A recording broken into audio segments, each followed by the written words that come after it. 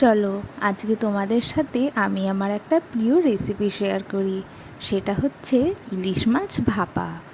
কম বেশি আমরা সব বাঙালি ইলিশ মাছ খেতে পছন্দ করি। আমার মায়ের হাতে ইলিশ মাছ ভাপা এক কথায় দুর্দান্ত হয়। তোমরাও ঠিক এইভাবে আমায় ট্রাই করে জানিও।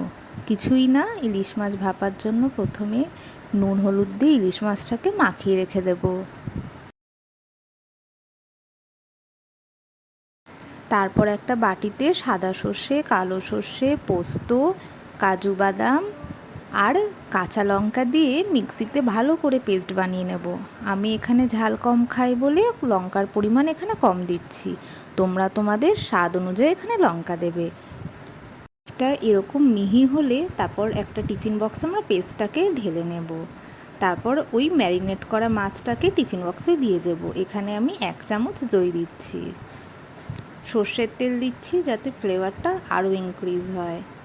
তারপর আমি এখানে হলুদ গুঁড়ো দিচ্ছি, এটা আমি কালারের জন্য দিচ্ছি।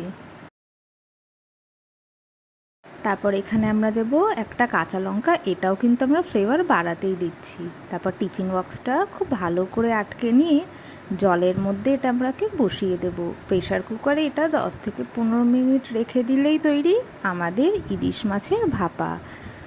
তোমরা আমার যারা চ্যানেলে নতুন আছো তারা চ্যানেলটাকে সাবস্ক্রাইব করে দিও। ভিডিও ভালো লাগলে লাইক, কমেন্ট, শেয়ার করতে ভুলো না কিন্তু। Thank you for watching.